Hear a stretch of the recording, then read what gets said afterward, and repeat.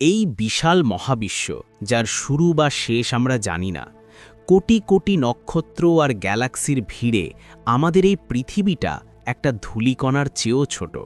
কিন্তু আপনি কি জানেন, এই সব কিছুর সীমানা যেখানে শেষ, সেখান থেকে শুরু হয় এক অন্য জগৎ, যেখানে রয়েছে আল্লাহর এমন এক সৃষ্টি যার বিশালতার সামনে এই পুরো মহাবিশ্ব নিছক একটি আংটির মতো।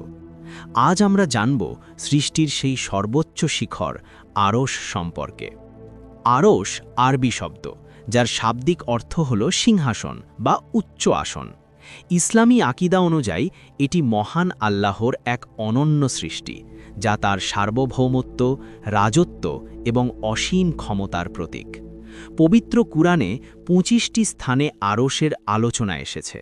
আল্লাহ তাআলা সূরা তহায় বলেছেন, দয়াময় আল্লাহ আরশের ওপর সমাসীন।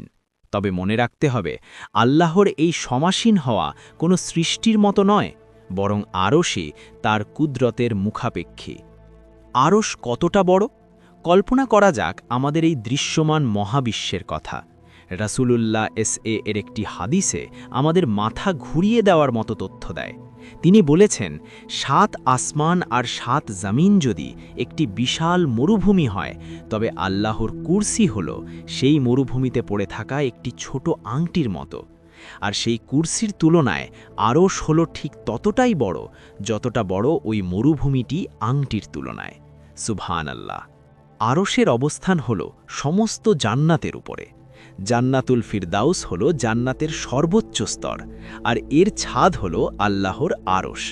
এখান থেকেই জান্নাতের নহরগুলো প্রবাহিত হয়। সৃষ্টি জগতের শুরুতে যখন আসমান জামিন কিছুই ছিল না, তখন কি ছিল?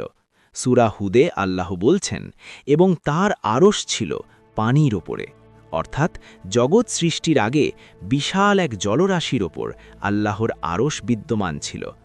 এটি আমাদের মনে করিয়ে দেয় যে জীবনের উৎস পানির সাথে আরশের এক গভীর সম্পর্ক রয়েছে। এই বিশাল আরশকে বহন করার জন্য আল্লাহ বিশেষ কিছু ফেরেশতা নিযুক্ত করেছেন। তারা অত্যন্ত শক্তিশালী এবং বিশাল দেহের অধিকারী। হাদিসে এসেছে, তাদের কান থেকে ঘাড় পর্যন্ত দূরত্ব অতিক্রম করতে একটি দ্রুতগামী পাখির ৭০০ বছর সময় লাগবে।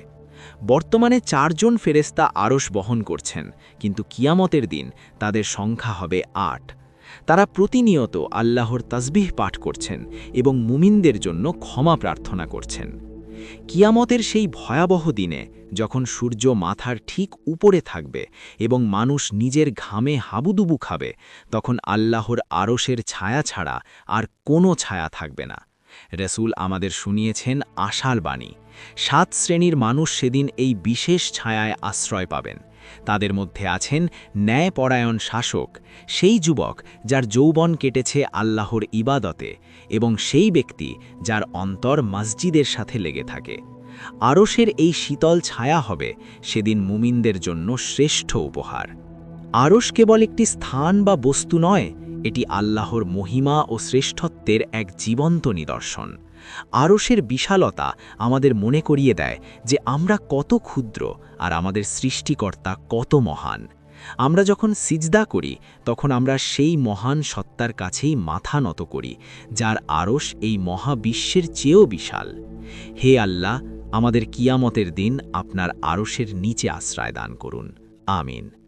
নতুন হয়ে থাকলে আমাদের চ্যানেলটি সাবস্ক্রাইব করুন ও সঙ্গে থাকুন।